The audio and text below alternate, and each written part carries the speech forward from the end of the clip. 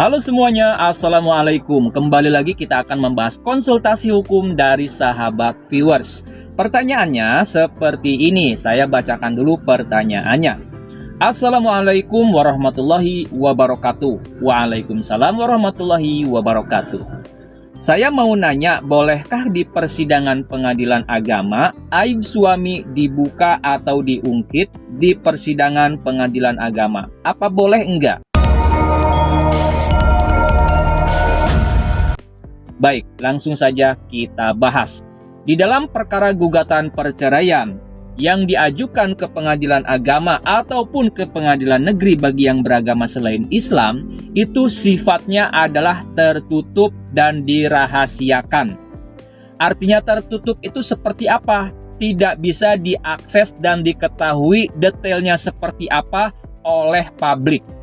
Hanya bisa diketahui oleh mereka yang berperkara saja dan juga pihak pengadilan, dalam hal ini majelis hakim yang memeriksa perkara gugatan perceraian tersebut. Di pengadilan agama maupun di pengadilan negeri, ruang persidangan kalau misalkan perkaranya gugatan perceraian, maka hakim akan memerintahkan dan meminta pengunjung, baik itu orang-orang yang sedang berkunjung yang akan bersidang menunggu panggilan sidang atau keluarga dari pihak penggugat atau tergugat. Mereka tidak boleh berada di ruang persidangan. Mereka akan diperintahkan untuk menunggu di depan ruang persidangan. Yang hadir di ruang persidangan hanya majelis hakim dibantu oleh panitera, kemudian penggugat dan tergugat atau kuasa hukumnya. Dan kuasa hukumnya kalau memang pakai kuasa hukum atau pengacara.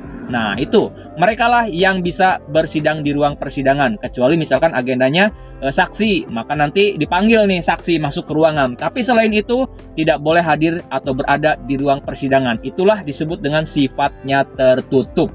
Selain itu, sifatnya juga bersifat rahasia. Artinya data perkara tersebut tidak bisa diakses oleh publik, tidak bisa diketahui oleh publik secara detail. Siapa penggugatnya, namanya, siapa nama tergugatnya, alasan perceraiannya karena apa, itu tidak bisa diakses dan tidak bisa diketahui.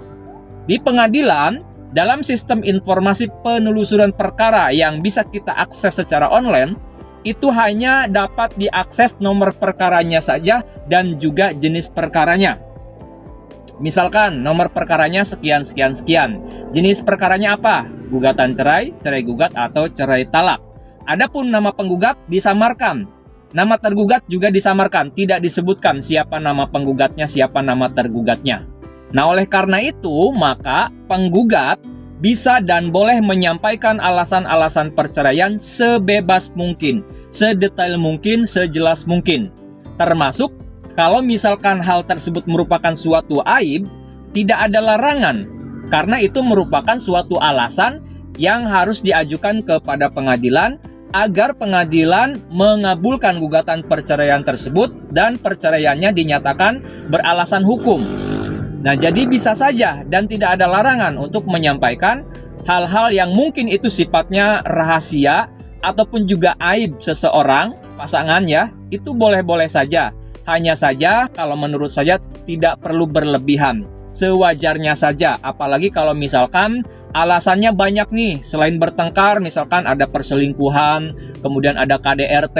Ya menurut saya sih kalau misalkan aibnya itu benar-benar parah, sebaiknya sih tidak perlu diungkit, tidak perlu diungkap, selain misalkan ada alasan-alasan yang lainnya. Namun meskipun tidak ada larangan bagi penggugat ataupun tergugat menyampaikan sesuatu hal yang mana itu merupakan aib dari salah satu pihak atau dari para pihak, maka itu tidak bisa hanya sekedar menyampaikan pernyataan, menyampaikan misalkan alasan, tetapi harus diperkuat dengan bukti-bukti, harus dibuktikan. Jadi pada intinya tidak ada larangan untuk menyampaikan alasan-alasan gugatan perceraian sedetail mungkin, hanya saja harus dapat dibuktikan dan tidak berlebihan. Itu saja mungkin, mudah-mudahan bisa diterima dan menambah wawasan, khususnya bagi Anda pemirsa YouTube yang sedang mencari informasi ataupun edukasi terkait dengan hal ini. Saya berharap dan berdoa mudah-mudahan rumah tangga pemirsa YouTube semua sakinah, mawadah, dan rohmah.